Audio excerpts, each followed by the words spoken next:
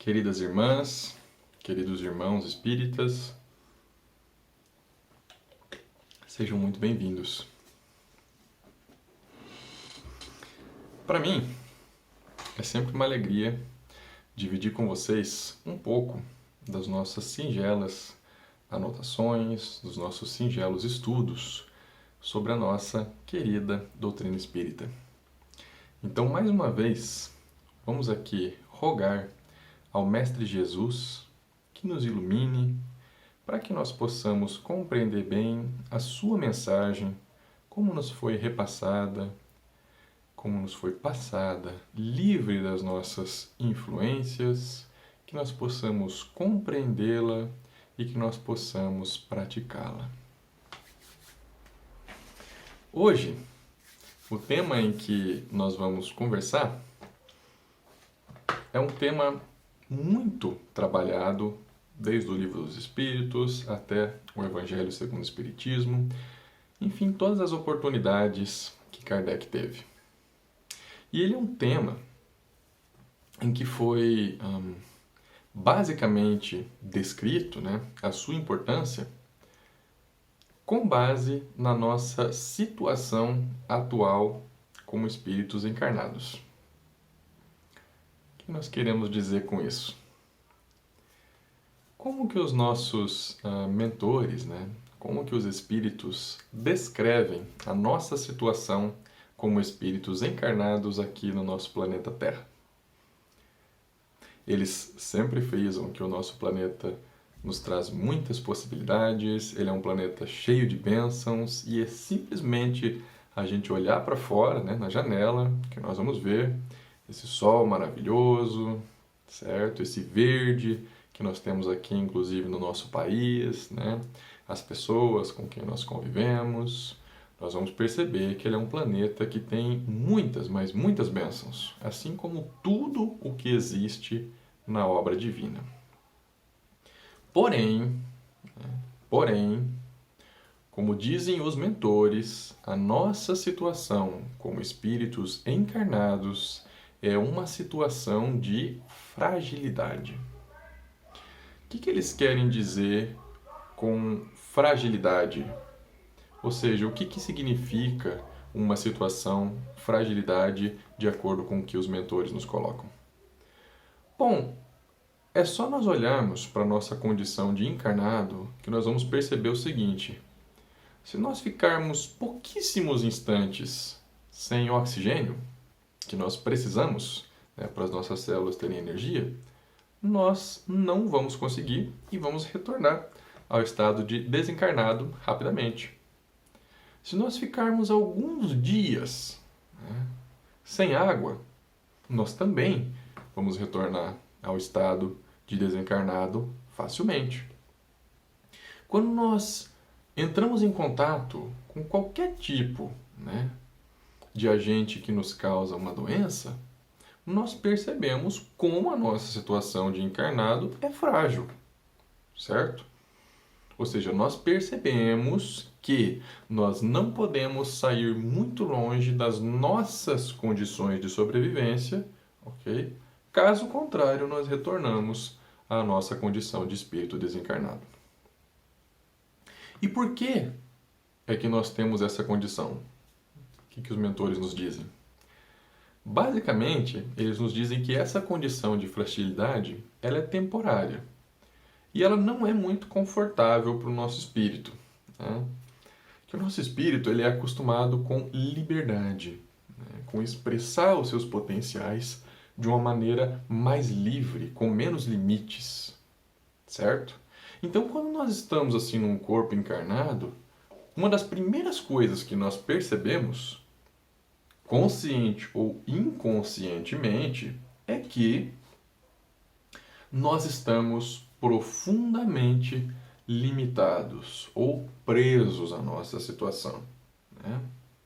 Inclusive, os mentores nos dizem que um sentimento de melancolia, que às vezes toma conta de nós, sem motivo aparente, ele é resultado dessa nossa lembrança de um estado mais livre quando espírito. E dessa vontade de acessarmos essa liberdade novamente. Ok, mas o ponto é que, por que isso acontece, certo? Com determinados espíritos. Ou seja, por que nós estamos nessa condição? Bom, nós sabemos, né, estudando as obras de Kardec, que a nossa encarnação ela é como uma escola. Mas o ponto é, por que nós estamos nessa escola? Por que nós não podemos continuar de uma maneira um pouco mais livre, né? E a resposta dos mentores é a seguinte: ora, nessa situação de encarnados aí na Terra, vocês estão nessa situação de fragilidade por quê? Porque, infelizmente, quando nós temos a liberdade do nosso estado espiritual, nós acabamos optando, né? Optando por nos manifestarmos de uma maneira muito orgulhosa, ou seja, uma maneira que, infelizmente, desconsidera outros irmãos da nossa criação para nos colocarmos em uma posição maior. Claro que se nós pensarmos que nós estamos agindo assim ao longo do tempo, nós vamos gerar desequilíbrio, né? Porque é da vontade de Deus que todos nós possamos viver juntos em harmonia.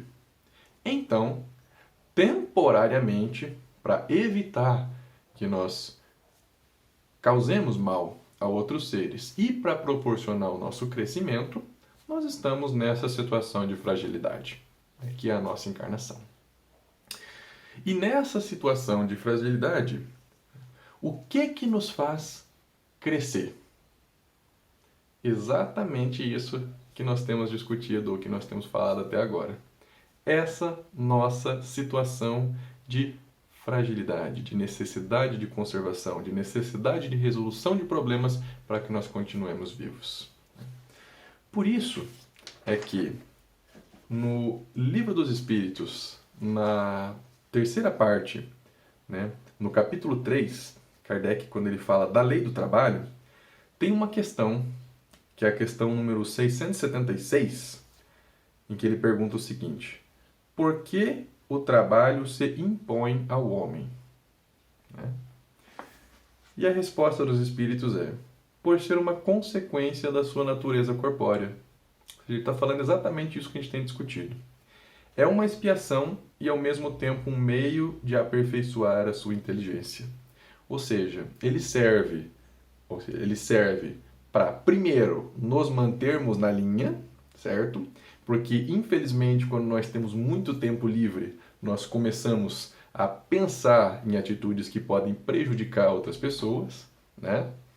Quando nós temos tempo livre, nós não pensamos assim: que vontade que eu tenho de meditar, que vontade que eu tenho de aprender uma coisa nova, que vontade que eu tenho de ir lá e ajudar aquele irmão ali que está em necessidade, né?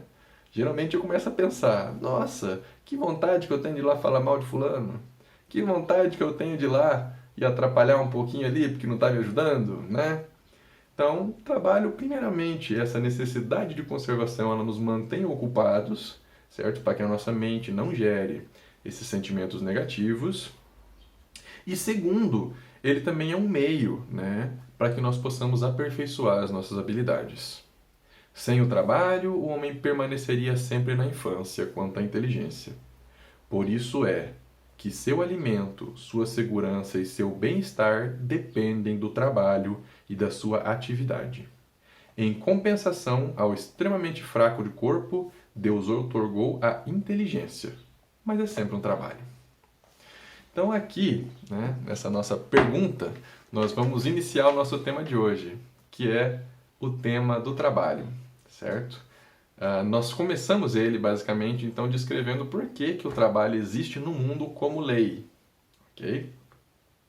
Inclusive, né, essa lei do trabalho ela foi descrita, por exemplo, por outros pensadores no nosso mundo, né? Voltaire tem aquela famosa frase, né, que eu acho muito bonita. Ele diz que o trabalho nos afasta de três grandes males: o tédio, ou seja, essa melancolia, o vício, ou seja, de nós acabarmos prestando muita atenção ou jogando muita energia no que não nos é bom, e a necessidade, né? Então nós vemos aqui no Livro dos Espíritos, né, Kardec trabalhando essa questão, que o trabalho ele existe justamente como um meio de nos aperfeiçoarmos. Até por isso, né, que os espíritos nos comentam que essa nossa evolução, né, ou seja, esse nosso processo de melhoramento, não depende de uma questão mágica ou mística, não depende da gente se isolar do mundo ou de nós atingirmos uma certa iluminação. Ela depende do seguinte: olha, viva da melhor maneira possível, certo? A sua vida em si já vai trazer obstáculos para você passar. E você passando por esses obstáculos já vai servir para que a gente consiga crescer. Então, simplesmente viver da melhor maneira possível, né, que a gente puder, já vai nos levar a um crescimento. Só que o ponto é o seguinte, né? Dessa maneira como nós estamos lendo essa questão, pode nos dar a impressão que simplesmente sobrevivendo, certo? Ou seja, simplesmente quando eu estou trabalhando propriamente dito e estou garantindo a minha existência física, tá tudo certo, né?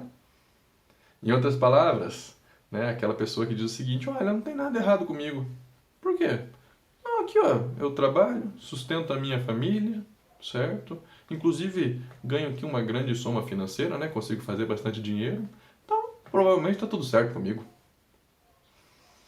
E se nós pensarmos um pouquinho, nós já vamos lembrar que isso não necessariamente é verdade, certo? Ou seja, muitos de nós estamos trabalhando e mesmo assim não nos sentimos bem. Não é verdade? Mesmo assim, temos muitos problemas, né? Mas nós não acabamos de dizer que simplesmente o trabalho ele nos evita esse tédio, ok? E ainda desenvolve as nossas habilidades, que é o que nós precisamos? Então, o que é que está faltando? Né? Porque senão deveria estar tudo bem quando eu estou ocupado. E nem sempre está. Para nós entendermos um pouco mais o que é que está faltando, vamos aqui pegar emprestadas as palavras de um benfeitor que eu gosto muito, né? Porque ele condensa o conhecimento de uma maneira fantástica. E nesse livro, em particular, Religião dos Espíritos, Emmanuel comenta questões do Livro dos Espíritos. Questões que foram trabalhadas por Kardec.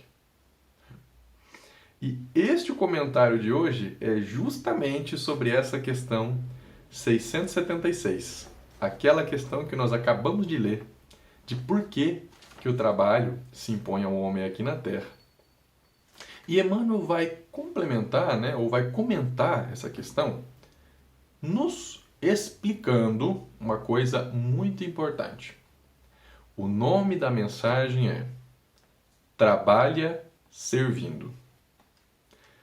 Então ele começa dizendo o seguinte: a cada momento, o Criador concede a todas as criaturas a bênção do trabalho, como serviço edificante, para que aprendam a criar o bem, que lhes cria luminoso caminho para a glória da criação. Ou seja, aqui Emmanuel está colocando o trabalho como uma oportunidade, exatamente da mesma maneira que foi descrito no Livro dos Espíritos. Não permitas, portanto, que o repouso excessivo te anule a divina oportunidade. Assim como o relaxamento é ferrugem da enxada, a benefício do joio que te prejudica a seara, o tempo vazio é flagelo na alma, em favor das energias perniciosas que devastam a vida. Ou seja, ele teceu aqui um breve comentário sobre aquilo que nós comentamos, né? Que o nosso estado natural, quando nós não estamos ocupados com as coisas, é de utilizarmos a nossa mente, geralmente para alguns propósitos um pouco mais orgulhosos, que é o que nós estamos trabalhando aqui no mundo, e que isto, certo? Ou seja, estas atitudes nos trazem problemas. Não há corrosivo da ociosidade que possa resistir aos antídotos da ação. Então aqui Emmanuel está lembrando o seguinte, que essa nossa ação no trabalho deve ser suficiente para superar todas essas nossas dificuldades que nós estamos comentando, né? Só que aqui tem um porém, ok? Basicamente, esse porém é o seguinte: quando nós nos resignamos com a nossa condição, certo? E aceitamos esse nosso trabalho, ou seja, essa nossa atividade em benefício de nós mesmos, muitas vezes o mundo vai nos testar, né? Como que ele vai nos testar? Ele vai nos testar com alguém dizendo que nós simplesmente estamos trabalhando a nosso favor, certo? Que nós não estamos fazendo as coisas corretas. Vai nos testar, por exemplo, colocando obstáculos para o nosso desenvolvimento no nosso caminho, né? Por quê? Porque nós lembramos que ele é um mundo de provas e expiações. Então, num mundo de provas e expiações em que nós estamos num contexto frágil, o que é que nós esperamos encontrar? Esperamos encontrar provas, certo? E essas provas muitas vezes testam essa nossa capacidade de caminhar. Então ele complementa, né? Ou ele continua a mensagem dessa maneira: não acredite desse modo no poder absoluto das circunstâncias adversas, a se mostrarem constante nos eventos da marcha. Emmanuel está dizendo o seguinte: por mais que pareça que o mundo não vai premiar esse nosso trabalho constante, não acredite nisso, certo? Isso faz parte da natureza do local, né? Faz parte das provas que nós temos que passar. Se a injúria te persegue, trabalha servindo, e o sarcasmo far-se-á reconhecimento. Se a calúnia te apedreja, trabalha servindo, e a ofensa converter-se-á em louvor. Se a mágoa te alanceia, trabalha servindo, e a dor erguer-se-á por utilidade. Se o obstáculo te aborrece, trabalha servindo, e o embaraço surgirá por lição. Então, o que ele está querendo dizer aqui? Nós vamos sim enfrentar dificuldades ao longo da nossa vida, que muitas vezes serão desanimadoras, certo? Só que se nós formos esperar com que com que esses obstáculos cessem por si, nós não estamos numa posição muito boa. Basicamente por uma razão: que nós não temos controle dessa situação, certo? Ele é controlado por outras mentes. E a lei de livre-arbítrio diz que cada um de nós tem, certo? Tem a possibilidade de agir como entender. Claro que nós respeitamos as leis divinas, né? Mas nós temos a nossa liberdade. Ou seja, por mais que eu não concorde, eu não posso fazer nada pela maneira com que outra pessoa pensa. Qual é a única coisa que eu posso fazer? Segundo Emmanuel está falando, continuar trabalhando, certo? Porque se por acaso estão me injuriando, ou estão injuriando a pessoa, quando você trabalha incessantemente por um motivo bom, fica cada vez mais difícil da pessoa justificar as suas injúrias, certo? Ou seja, ela fala: não, mas fulano ali está atrapalhando. Aí, de repente, a pessoa continua trabalhando, né? Fala uma segunda vez, uma terceira vez. Na quarta, a outra pessoa que está escutando ali já pensa: puxa, mas não parece que ele está atrapalhando tanto assim, né? Não é o que eu estou vendo. Certo? Se não fosse assim, ou seja, se isso que Emmanuel está comentando aqui não funcionasse dessa maneira, a missão do Cristo seria muito fácil de ser parada. Era simplesmente as pessoas que eram contrárias à sua missão começar a falar mal dele, né? Não, porque lá não é Messias coisa nenhuma. Ele está querendo atenção, né? E pode até ser que outros partidários, né, da mesma intenção tenham pensado nisso. Só que não são todos os que vão acreditar dessa maneira. Ou seja, muitas pessoas vão perceber, né, que aquele espírito é grandioso, que ele está trabalhando por uma razão maior. Aí, Emmanuel complementa, né, esse item falando o seguinte: no trabalho em que possas fazer o melhor para os outros, encontrarás 3 coisas. 1. A quitação dos débitos do passado. 2. As realizações do presente. E 3. Os créditos para o futuro. Porque nós aqui, nessa nossa situação, temos o nosso passado para consertar, né?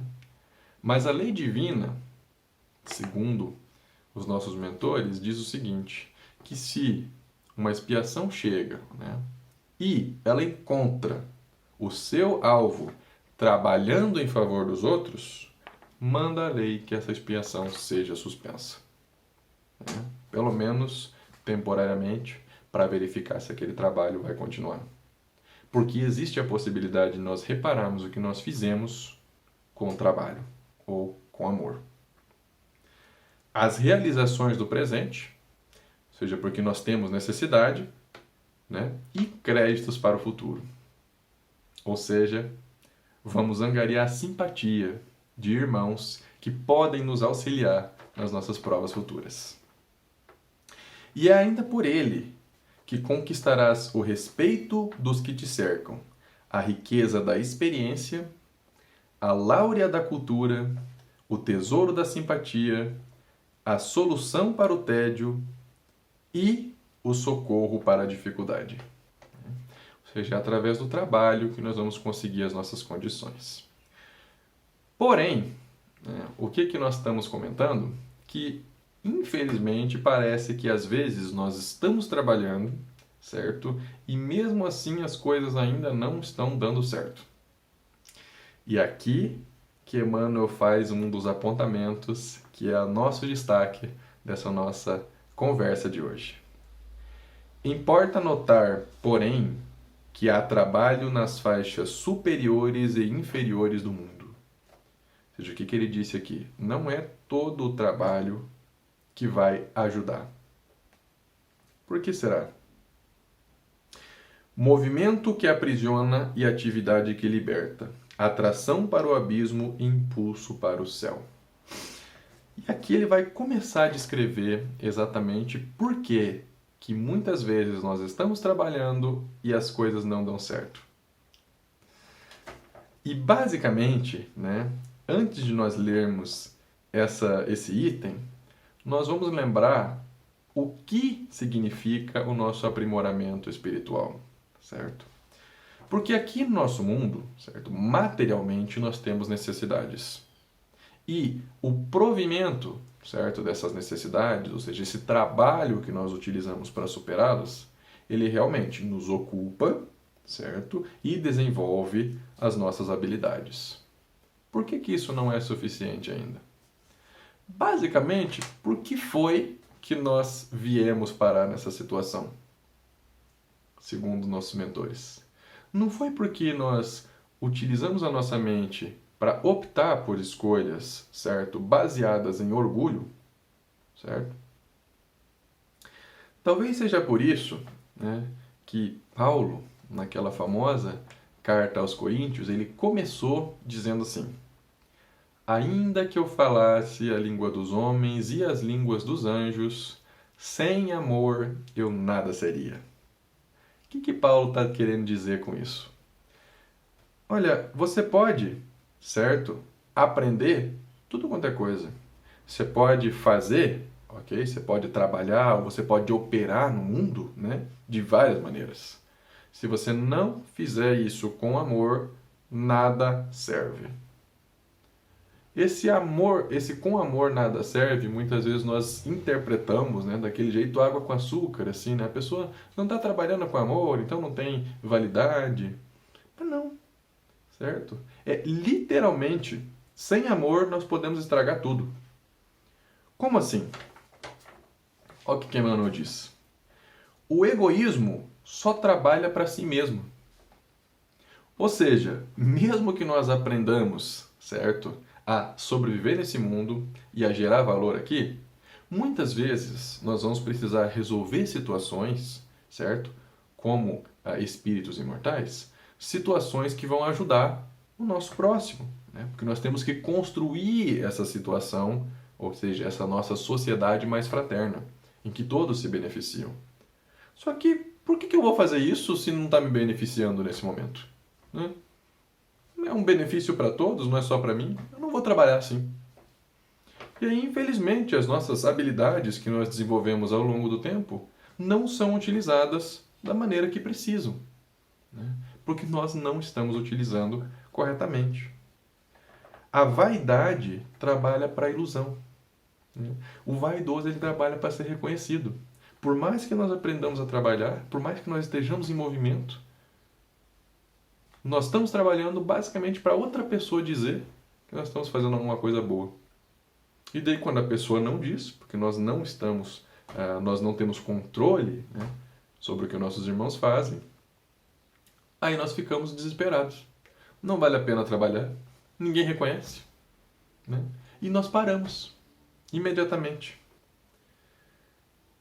A usura trabalha para o azinhavre, né?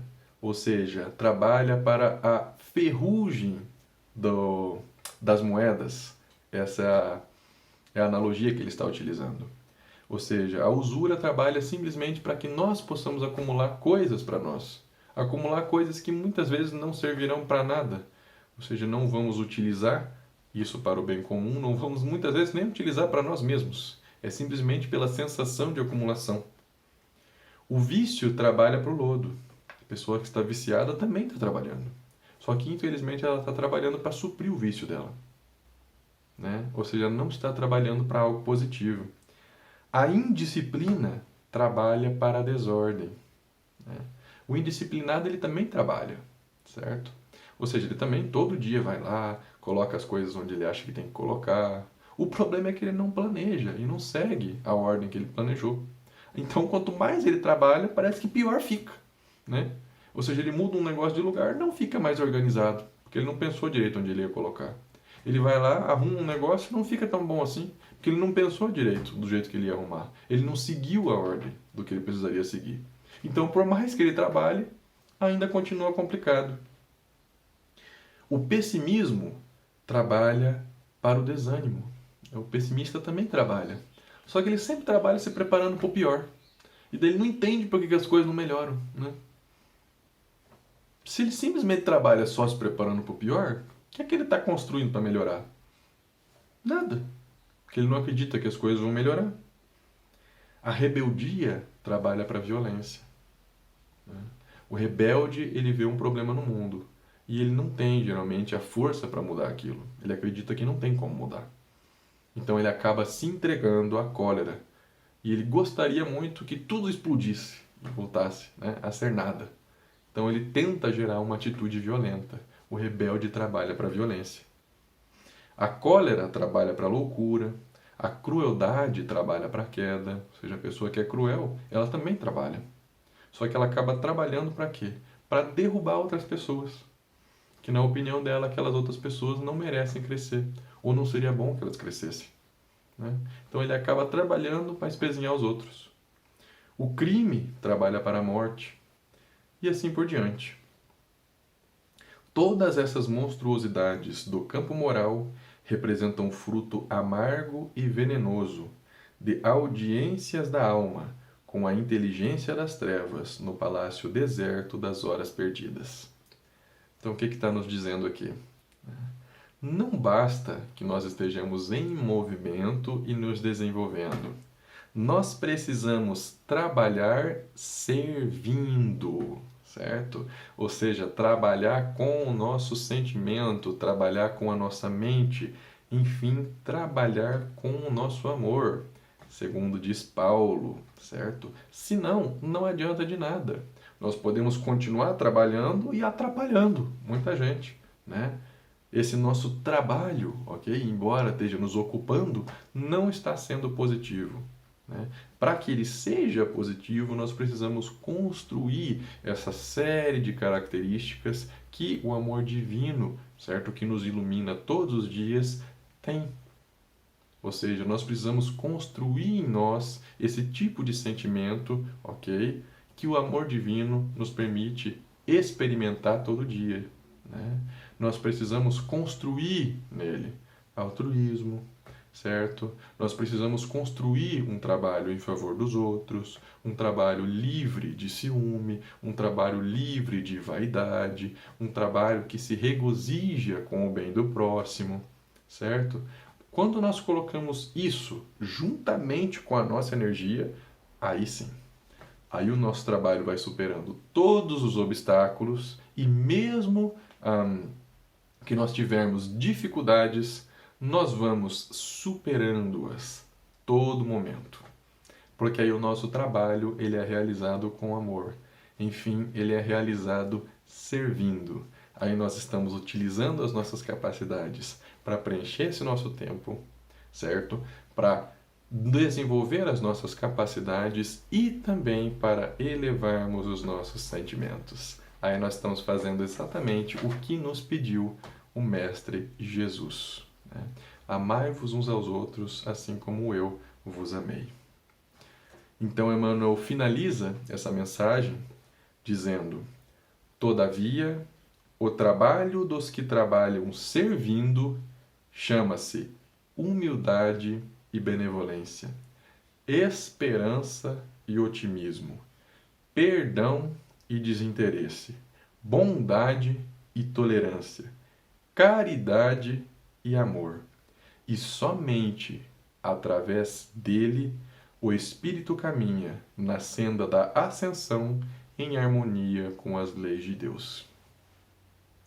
Então, é dessa maneira que nós precisamos trabalhar, porque somente o trabalho, como nós descrevemos hoje, pode nos levar ainda a umas encruzilhadas. Ou seja, por mais que nós estejamos sobrevivendo no mundo, inclusive provendo recursos para as pessoas, isso não necessariamente quer dizer que nós estamos fazendo da maneira correta. Porque nós precisamos trabalhar servindo, ou seja, utilizando realmente dessa nossa oportunidade aqui no mundo para construir algo bom, né? Algo bom aqui dentro que vai se refletir no nosso relacionamento com o nosso próximo. Essa semente dessa sociedade fraterna que nós estamos criando. Então, que essas palavras nos sirvam de reflexão para que nós possamos pensar e desenvolver da melhor maneira possível o nosso trabalho. Muito obrigado pela atenção de todos.